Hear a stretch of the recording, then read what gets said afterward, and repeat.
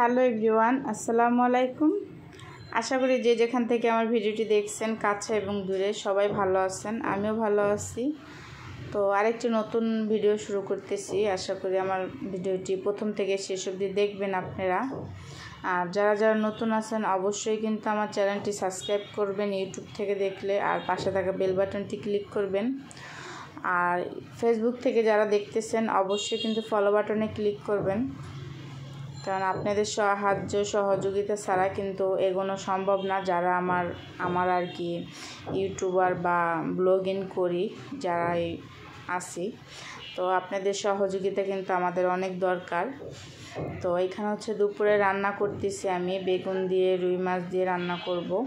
এই জন্য হচ্ছে গিয়ে বেগুনগুলো ভেজে নিয়েছিলাম, আর মাছগুলো কিন্তু আমি আগেই ভেজে নিছি, রুই মাছ আর হচ্ছে গিয়ে বেগুনগুলো কিন্তু ভেজে নিতেছি।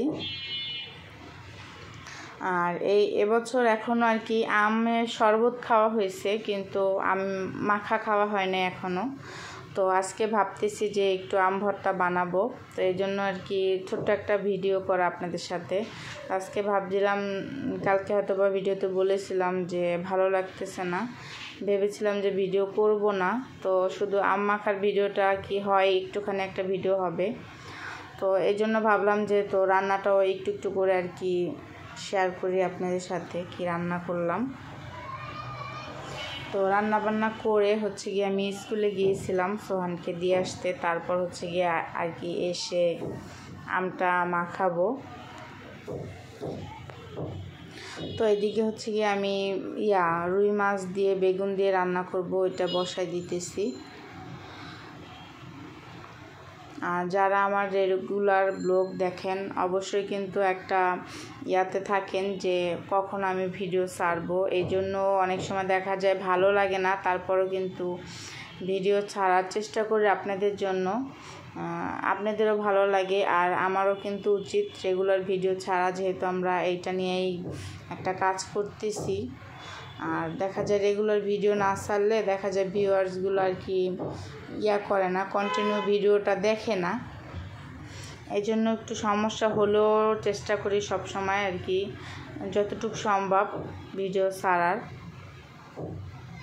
তো এখানে হচ্ছে আমি আলু কষিয়ে নিতেছি, বেগুন দিয়ে আলু দিয়ে করবো আর কি, মাছ দিয়ে রান্না করব। তো আমি এগুলো কষিয়ে নেওয়ার পরে এখানে আমি ঝোলের জন্য কিন্তু পানি দিয়ে দিছি। তো এখন আমি মাছ আর হচ্ছে গিয়ে বেগুনগুলো দিয়ে দিব এটার ভিতরে।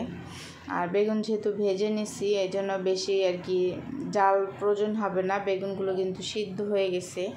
আর বড় সাইজের একটা বেগুন ছিল, একটা বেগুনই এখানে আর কি ভেজে রান্না করতেছি। তো আমার তরকারিটা কিন্তু রান্না করা হয়ে গেছে অলরেডি। তো তরকারিটা আমি একটা বাটিতে কিন্তু বেড়ে নিছি, তারপর হচ্ছে গিয়ে এখানে করলা ভাজি করবো আলু দিয়ে। তো আমি ভাজিটা বসাই দিতেছি, এখানে পেঁয়াজ কাঁচামরিচ হালকা একটু ভেজে নিয়েছি, তারপর হচ্ছে গিয়ে এখানে করলাগুলো দিয়ে দিলাম। হালকা একটু লবণ আর হচ্ছে হলুদের গুঁড়ো দিয়ে দিব যাতে কালারটা সুন্দর আসে। অনেকে করলা ভাজি আর ঢেঁড়স ভাজিতে দেখা যায় হলুদ ব্যবহার করে না, কিন্তু আমার কাছে কেমন যেন একটা লাগে, ভালো লাগে না, এই জন্য আমি হালকা করে একটু দিই। তো আমার ভাজিটাও কিন্তু একবারে ভাজা ভাজা করে আমি ভাজি করে নিয়েছি করলাটা। তো এই তো বাটিতে বেড়ে নিয়েছি। তো আজকে আর কি খাবার দাবার ছিল করলা ভাজি আর হচ্ছে গিয়ে রুই মাছ দিয়ে বেগুন দিয়ে, আর ডাল রান্না করছিলাম টমেটো দিয়ে। তো তারপরে হচ্ছে গিয়ে সোহানকে নিয়ে স্কুলে গিয়েছিলাম, ওকে গোসল করিয়ে খাওয়া দাওয়া করিয়ে। তো স্কুল থেকে এসে আর কি ভাবতেছি যে একটু আম বানিয়ে খাই, যেহেতু ফ্রিজে আম আছে। তো যেই ভাবা সেই কাজ, আমি আম বের করে কেটে নিছি আর কাঁচামরিচ কুচি করে নিছি। তারপর হচ্ছে গিয়ে এখানে বিট লবণ আর 2 চামচ চিনি দিয়ে দিলাম। তো এখন মাখিয়ে খাবো আর কি। আর এবছর এখনও এরকম আম মাখিয়ে খাওয়া হয় নাই আর কি, শরবতটা খাওয়া হয়েছে কিন্তু মেখে খাওয়া হয় নাই। তো কে কে পছন্দ করেন এরকম আম ভর্তা দুপুরে অবশ্যই কমেন্ট করবেন। ভালো থাকবেন সবাই, আল্লাহ হাফেজ।